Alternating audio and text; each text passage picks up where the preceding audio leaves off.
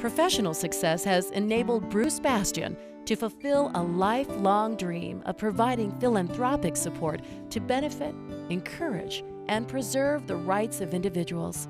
Long before he had any organized foundation for giving, he gave anonymously to the Utah AIDS Foundation and has continually supported their efforts for over 20 years. In 1996, Bruce formed the B.W. Bastian Foundation and has adopted a policy of supporting organizations that wholeheartedly embrace the principle of equality. Individual philanthropic support for the Utah AIDS Foundation and other LGBT organizations is very important in Utah and other red states because you're not going to get a lot of support from the legislature. They are just not going to say, oh yeah, Utah AIDS, well, let's give them a couple of million. That's just not the Utah legislature. So individuals really have to step up, and that's what makes the difference. There was one night on television that had an interview with someone from the Utah AIDS Foundation, how they were really in dire needs and the Utah legislature was going to cut funding. It had no valid reasoning why they would cut the funding from these people. AIDS was very much misunderstood then. I think in some ways it still is. There are people saying that, well, you know, if you get AIDS, it's probably because you deserve it. That's silly. The rationale is just crazy. So I gave a fairly significant anonymous donation. And it made all the news, which wasn't the purpose, but it did save the Utah AIDS Foundation. This was over 20 years ago. And that was my first contribution to any LGBT organization or fund or issue. And I've given to the Utah AIDS Foundation ever since. The Utah AIDS Foundation, in my opinion, is one of the star AIDS foundations in the country. They have a terrific staff, both paid and mostly volunteer. They are so selfless, so hardworking, so engaged, and really thinking about new ways of doing things all the time. They really change the lives of people with HIV. They really save the lives of many people. They really are a bright spot in the community. I don't think any one person can do any of this alone. It's one thing to give somebody money, but when they really take the money and really make change, they're the ones that deserve all the praise to me. I always feel kind of uncomfortable when I get an award because it's never been the goal. I don't do what I do so people will stand up and say, yay, yay, Bruce. But I am honored, and I hope the fact that they are honoring me will influence others to do more.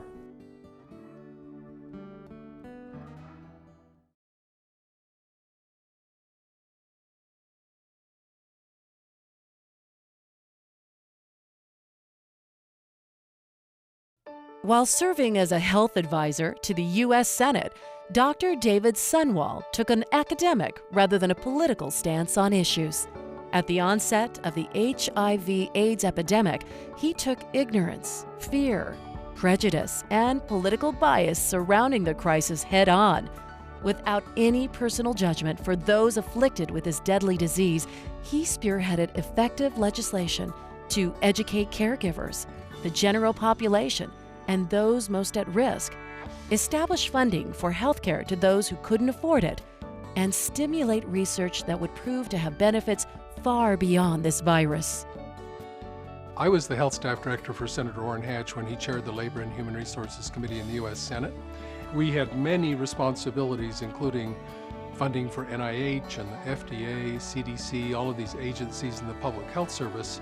We also had to respond to problems as they developed in America that needed a public health response. And I'll never forget the day I received a phone call from someone I didn't know named Bruce Decker. He said, well, I'm an openly gay man and I work for the Republican governor of California, and we have a serious public health problem you need to be aware of. So that was the beginning of my involvement with HIV/AIDS, and from there we went on to convene hearings in the Senate and develop legislation to respond. It was a great challenge. We had a lot of stigma against homosexuals and drug users who are most at risk of this, but this fatal virus was no respecter of persons. It could attack anyone if it got entree to the body. So for our very first hearing, we were fortunate to find a man from Texas who was heterosexual, father of 5. He had contracted the HIV through being hemophiliac. He explained that his children couldn't go to school in their Dallas neighborhood because of the fear people had they might contract the disease. It was a strange climate, and it took a lot of us working together to make sure people were not afraid for unfounded reasons of this virus. Very quickly, we developed funding for what we called educational training centers, and that funding started what became a series of bills to address research and health education and really some care for people with HIV who otherwise couldn't afford it. There was a great deal of money that flowed into HIV/AIDS research, and when people would counter saying, why are you doing this for one disease and especially for those kind of people, I would say, no, it's for all of us, because this research will fund scientific advancements in cancer, infectious disease, immunology, all of them related to HIV, but none of them unique to that particular virus. After the work in the Senate, I volunteered at a clinic in Washington where I saw many, many patients with HIV/AIDS, all of whom died before 1996. So it was really sad in that respect, but gratifying that when the new antiviral medications came in and were developed through all that research I talked about, they were able to sustain a reasonably normal life. And to this day, I have some acquaintances with HIV/AIDS who are functioning, tax-paying citizens and living with a chronic illness, to be sure. But I'm pleased that I've been able to see firsthand and then see the benefits of the research that we stimulated that's made this not so likely to be initially fatal, but more a chronic disease we can manage. I've been involved in different ways over the years, but I kind of assumed that this was all in my past, and to receive the recognition means a lot to me, and I hope I've contributed in some way, having been in the right place at the right time to receive information and then act on it pretty quickly. So I'm very pleased that they recognize me this way. Thank you.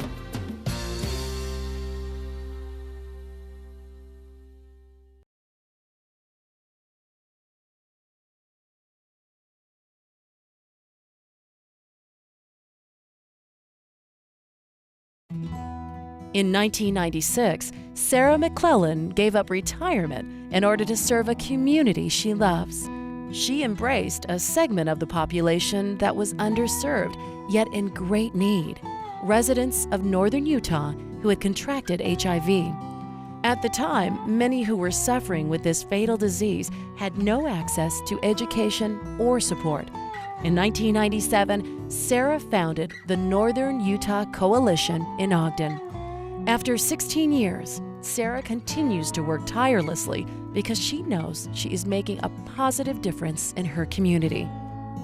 I began working with HIV in 1996. My friend, Reverend Shirley Jones, called me one day and said, I need assistance in helping me to look at some funding for HIV, because up in northern Utah, we don't have an organization that is really doing anything specific for people of color that has been hard hit with this disease. And in 1996, there was a lot of emphasis on education. At that time, there was a lot of myth and stigma and misunderstanding about HIV and AIDS. Even though it had been around since 1980, it was still quite scary.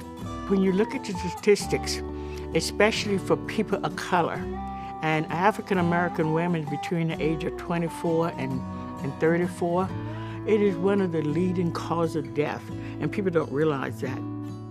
Our focus and our role has really changed. In the very beginning, like I said, we talked about mostly education, and so we were not working one-on-one with clients like we do today. We do testing for HIV, we do community outreach. We have 25 drop centers that we provide materials for high-risk behaviors. We also do healthy relationship training, because it's not just the person that is infected with the HIV or AIDS that is infected, but it impacts the whole family. So in order to be effective, you have to know that you have to treat the whole family. It is very important that folks have somewhere to go, because it is still here after 30 years. We still have folks that are getting infected and they still need services. I have had so many positive experiences. I'm very passionate about this, and I believe in what I do, and I know that every day, just about, I make a difference in someone's life. I think that's my story, is just making a difference and letting folks know that they matter and that I care. I am just honored that the Utah AIDS Foundation and the Board of Trustees thought enough to think about a person like me and to honor. I'm truly thankful and very grateful.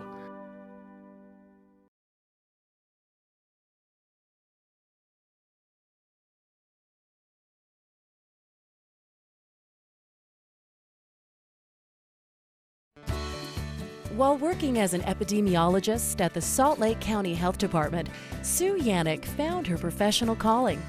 Noticing other staff members were reluctant to pick up HIV case files, Sue requested assignment to the HIV studies and began serving as a one-on-one counselor for those who had tested positive. This led her to be in contact with almost every Salt Lake County AIDS case. She approached each patient with respect and extreme compassion. I'm very fond of cats, and there is a disease called feline leukemia. It's a retrovirus. It attacks the immune system, and I knew about that disease. And when I first heard some of the headlines about AIDS, I thought, this sounds like feline leukemia. And I knew there was no cure for feline leukemia and that it was very deadly, and so I took a real interest in it. My job at Salt Lake County Health Department was to counsel people after their HIV tests. Specifically, the ones that I counseled were the ones whose tests were HIV positive.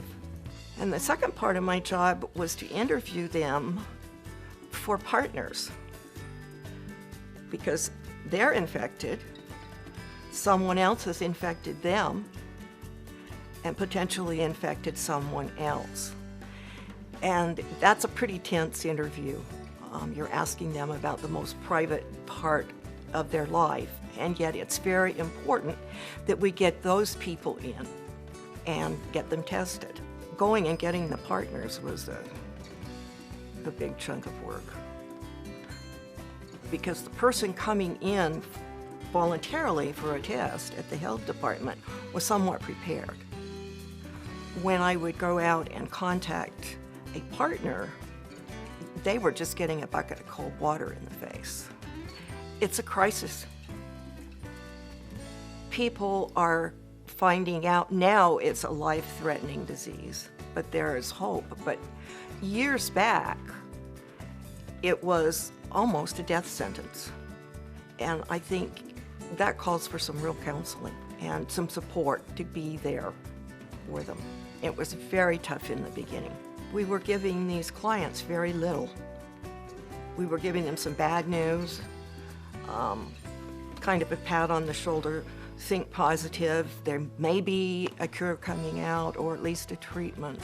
We weren't giving them anything.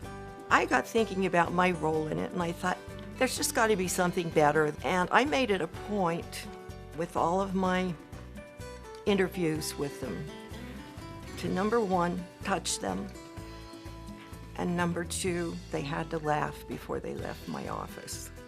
And I found it really rewarding to work with these clients. They're brave, wonderful people. I think it's really humbling.